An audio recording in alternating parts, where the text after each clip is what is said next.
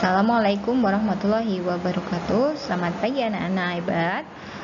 Bagaimana kabar kalian hari ini? Semoga selalu dalam keadaan sehat dan semangat.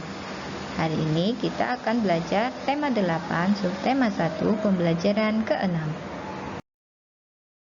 Lani merupakan keturunan Tionghoa. Lani dan keluarganya tinggal di Jakarta. Sebagai ibu kota negara, tentu lingkungan tempat tinggal Lani padat penduduknya. Sebagian besar warga yang tinggal di Jakarta berasal dari berbagai pulau di Indonesia.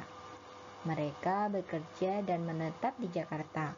Selain penduduknya yang padat, di lingkungan tempat tinggal Lani juga terdapat gedung-gedung bertingkat.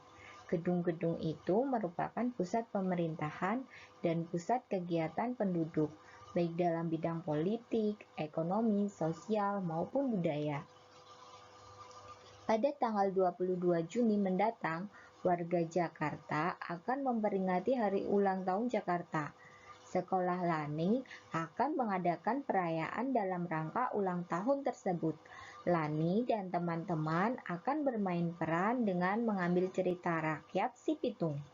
Siapakah Si Pitung itu? Si Pitung adalah seorang pendekar berasal dari Betawi. Si Pitung hidup pada masa pemerintahan Belanda. Bagaimana cerita Si Pitung? Ayo kita simak. Si Pitung. Suatu sore, Si Pitung melihat kelakuan anak buah Babah Lim yang sewenang-wenang. Babah Lim adalah tuan tani di daerah tempat tinggal Si Pitung. Dia dan anak buahnya sering merampas harta rakyat dan menarik pajak tinggi. Sebagian hasil rampasan itu diberikan kepada pemerintah Belanda. Si Pitung bertekad untuk melawan anak buah Babah Lim. Kemudian dia berguru kepada Haji Naipin, seorang ulama yang juga pandai ilmu bela diri. Si Pitung cepat menguasai semua ilmu yang diajarkan oleh Haji Naipin.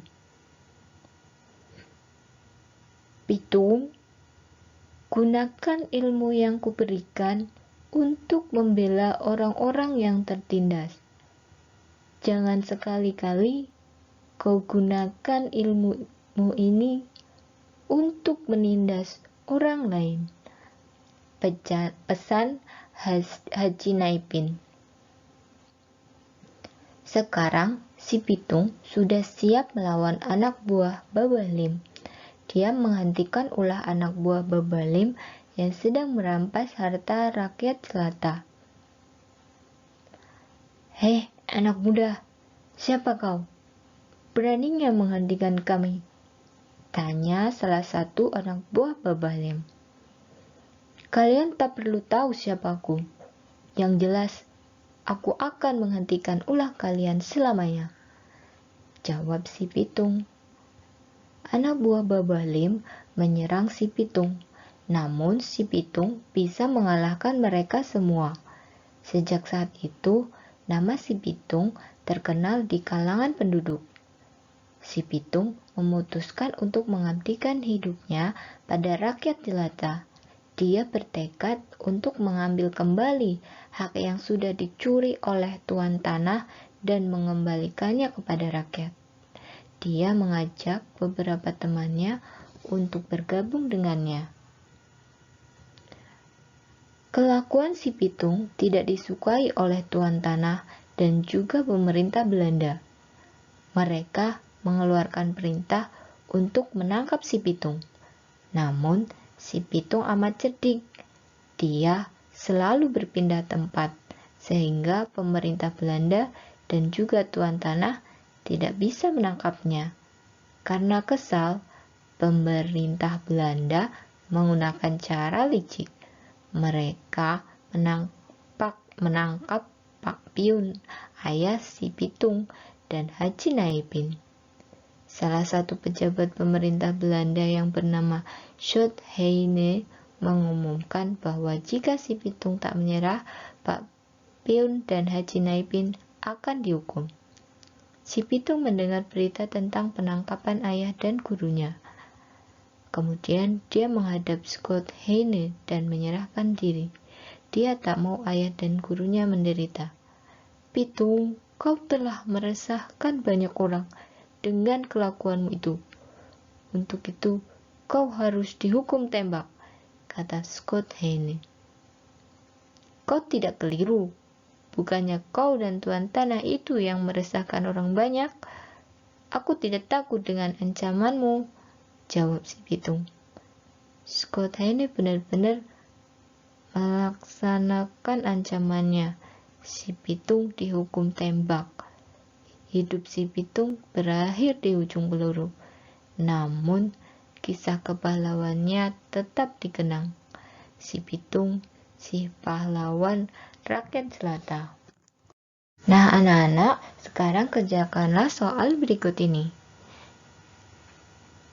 Yang pertama, apa jenis cerita fiksi teks berjudul Si Pitung? Berikanlah alasanmu. Yang kedua, sebutkan nama tokoh-tokoh dalam cerita tersebut.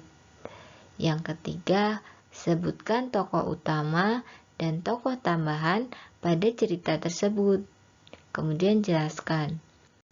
Yang keempat, sebutkan tokoh protagonis dan tokoh antagonis pada cerita tersebut dan jelaskan.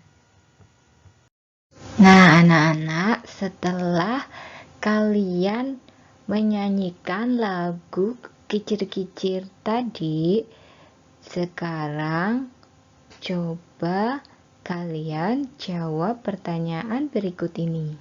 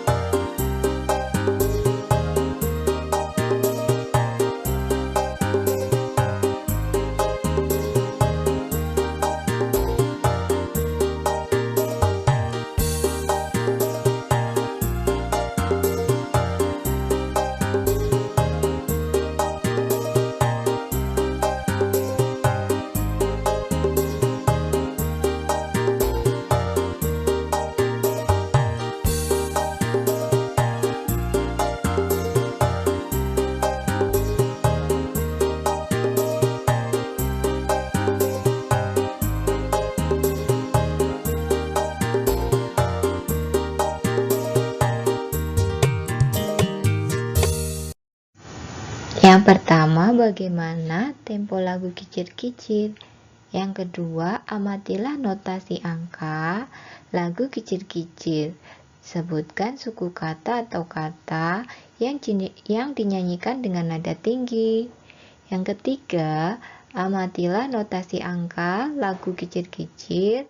Kemudian sebutkan suku kata atau kata yang dinyanyikan dengan nada sedang. Dan yang keempat, amatilah notasi angka lagu Kicir-Kicir, kemudian sebutkan suku kata atau kata yang dinyanyikan dengan nada rendah.